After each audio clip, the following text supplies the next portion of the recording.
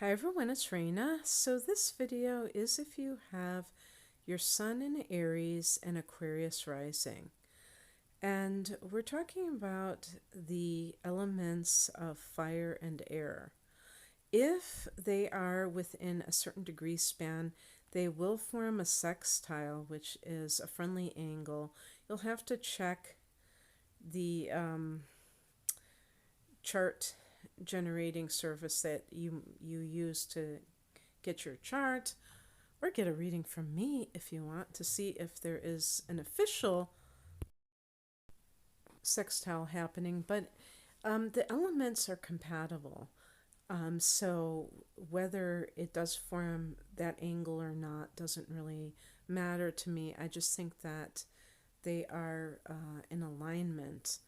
And it's both of these elements are masculine. So there is that sense of being an extrovert when you're talking about air signs and when you're talking about fire signs, especially in these positions of sun and rising sign.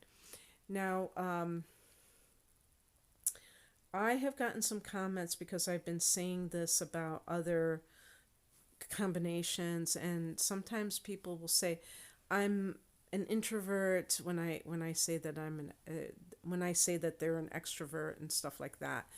And you have to understand that there are other factors that might um, change that for you. And I would even say that the chart may not reflect everything, depending on, like, if a person went through some kind of trauma. Sometimes the chart, it's very clear to me where I can see that somebody probably had a very traumatic childhood, but sometimes it may not show because the person, for whatever reason, that is not the central theme in their life. Although they may be kind of subdued and maybe they don't really trust people necessarily that much, but they are still plugging away and they're doing their thing and they're not allowing something from the past to kind of bring them down. So it's really not possible to say that just because the energies show that you're extroverted, that this is really going to be how you experience it. And maybe you might think that I'm weaseling out.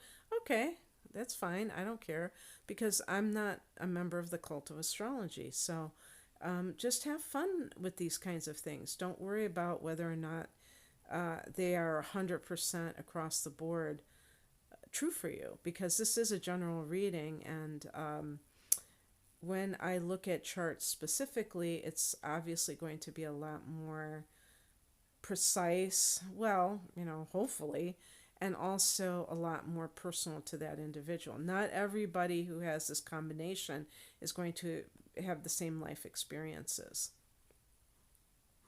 So let's just take these things separately. Let's talk about the rising sign. What does that represent? The rising sign represents, first of all, it's the cusp of the first house.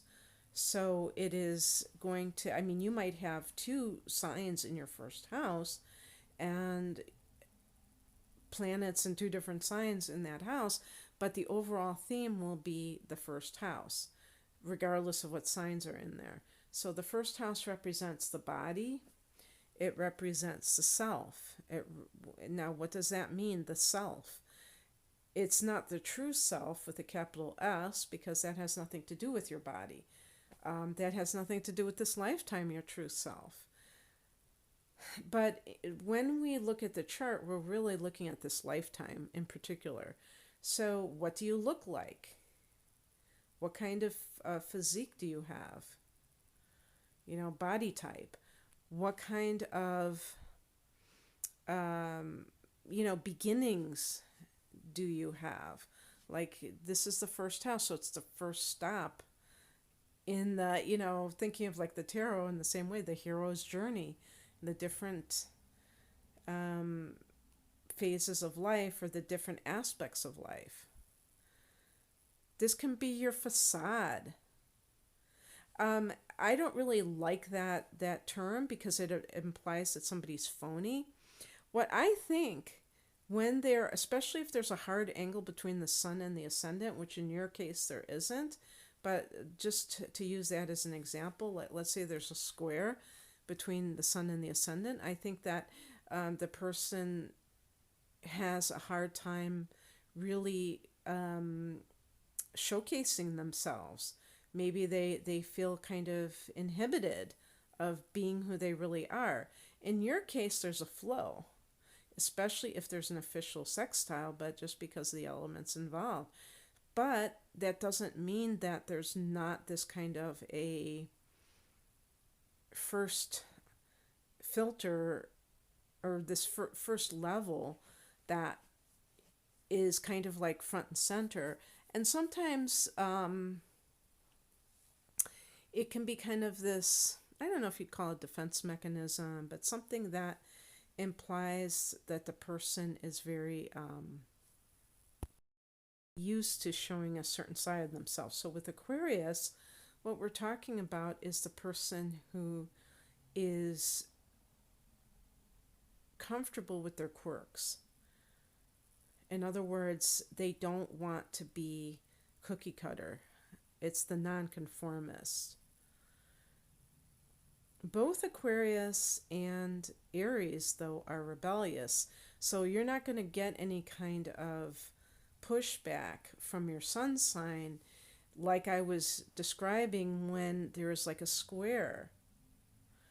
And so that means that it's it's better if you want to talk about image, which I don't really, what a person's image is seems pretty superficial to me, but sometimes maybe in your professional life or even when you're trying to find a person to couple with, um, the way that you carry yourself certainly does matter because sometimes people give false advertising and it may go against who they really are, and other people can misunderstand them, and that can feel very frustrating. In your case, they may get you right away because they sense that how you present yourself is really in alignment with who you really are, who you aspire to be. So that can be quite good for somebody who wants to appeal to others and really showcase who they are. And also as that kind of a rebel, because being a rebel has its, I was going to say being a rebel has its perks, but being a rebel has a good side to it, because you can come across as somebody who really, with your sun sign in Aries, knows who you are, isn't afraid to be different. For instance, somebody who's an artist with this combination is really owning that alternative lifestyle, which is really what I see with somebody who's an artist, is that it's not what the typical person is doing. And yet some people may be apologetic, or if you're into something that has to do with a spiritual thing, if you're a psychic or an astrologer, a Reiki master, that kind of thing can be very strange to somebody who, to the normies that we would call them in the world, who, don't get that or think it's silly. So having the confidence, which Aries does, to be different, which Aquarius is, working in tandem. In terms of how you might look, I always say, people with tattoos and stuff like that, because I'm a lot older than the age when, I mean, when people started really having it big time. I mean, you can see people who are like in their 50s and even 60s who have tattoos down to their 20s and teens. But to me, it's actually more conformist to have tattoos because it's so commonplace, or a nose ring or something like that. But I'm always tempted to use that as an example because it wasn't really mainstream when I was in high school. So I'm just figuring, I went to high school in the 80s, so it wasn't like, although blue hair was coming into fashion, that was about as radical as it got. Now it's every color on the rainbow plus tats and all of that stuff, piercings. But that's to me the mainstream. So maybe not having that. But whatever it means to you, and it's also your behavior. It's also things that are happening. You have to also look at other planets that are in this house and how they would act. So it's not just the sign itself. But yeah, so anything where you are being different than others. But here's the deal. Aries is very rebellious. So if you come from a background where maybe it was more conservative, or there was more um, in your family of origin, there was a lot of control, then it's possible that this would mean that you would be more rebellious, right? Well, you have to really look at that because that could be the rebel without a cause. That could be somebody who is acting, who's actually reacting rather than acting. So, in that sense, you might be doing things, wearing things simply because you want to, like, stick it to the man or stick it to, some authority figure in your mind that you feel is, representing a parent who is overbearing, or what have you, or the society that you're in. If you come from a certain area that is conservative and you feel like you're very progressive and you don't like how they think, that's okay.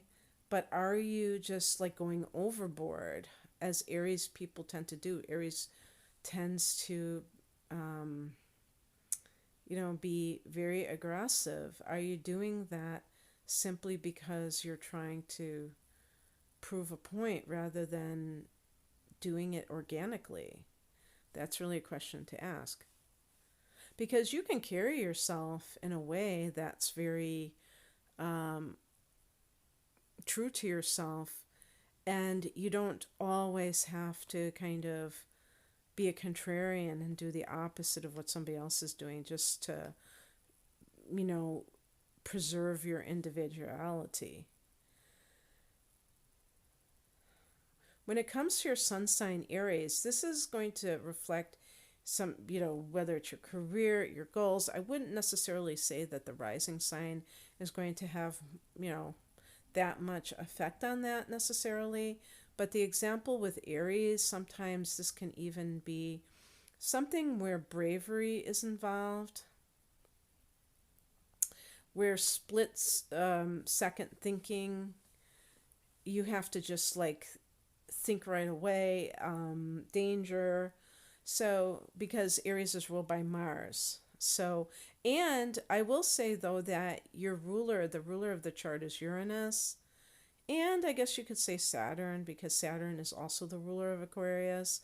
But I would really emphasize Uranus when it comes to Aquarius in particular. And that really is about um, a lot of suddenness and things like that. And how I interpret this is the unpredictability factor. So couple that with Mars, and you could like favor professions where it isn't just, definitely, I don't think you would necessarily be all that fond of a desk job. And you probably want to be where the action is. So something with the Mars rulership of Aries, it might be a police officer.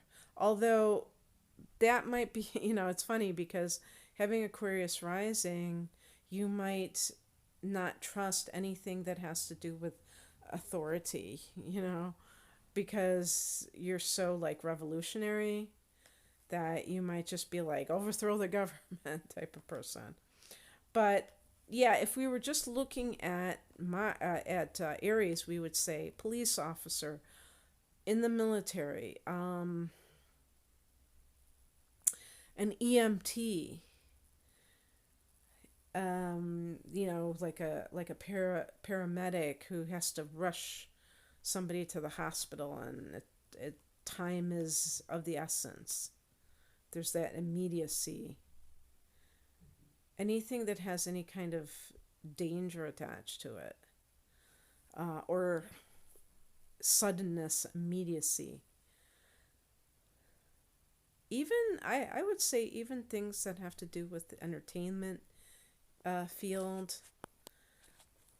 But I will say that having Uranus or having Aquarius rising, that you may have intuitive abilities. Astrology is associated with Uranus or Aquarius, so perhaps some of you have that interest. As far as love, I think that this combination is someone who probably is romantic. I think all the fire signs are romantic, but when you're younger, you may want to play the field. You may not want to settle down. It's really hard to just go by these two placements, or I shouldn't call them placements. Well, these two aspects of the chart, because there are other things.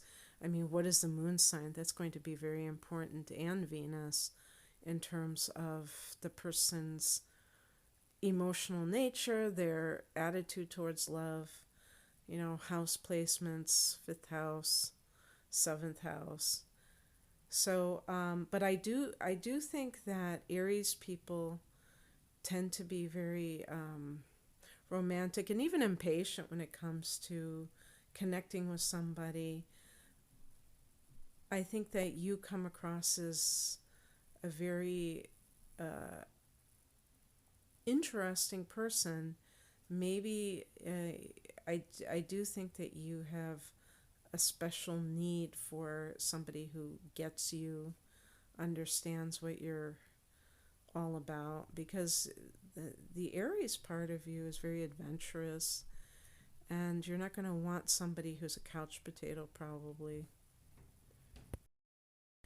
But you do have a respect for people who are their own person, who aren't just typical, cliched, predictable, because you have that unpredictable quality with Aquarius rising.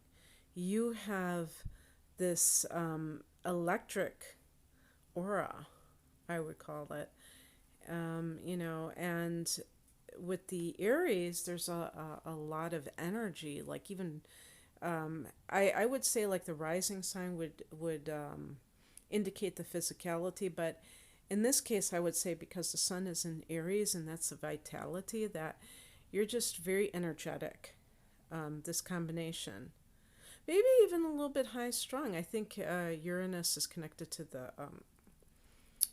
nervous system, but very, maybe you're very active and things like that, and very social, very open to new experiences.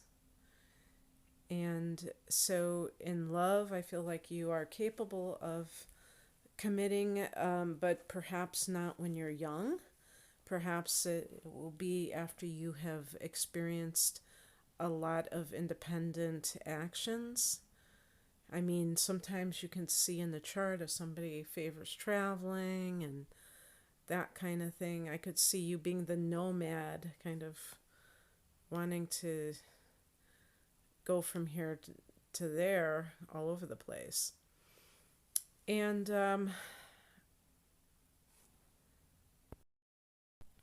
I think you're a naturally intelligent person, so that can mean that you are very capable of doing many different things and having many different talents. You may come off as aloof sometimes because the Aquarius energy is friendly but aloof, not necessarily wanting to just dive deep with one person when you first meet them or anything like that. People may be surprised at how passionate you can really get, or even heated you can really get, because you may come across as cool as a cucumber and then you're anything but. Again, look at the moon sign to see what that's in, and some of the inner planets. Okay, that's what I have for you. I hope that this resonated. If you would like a private reading, the link is below. Take care. Bye.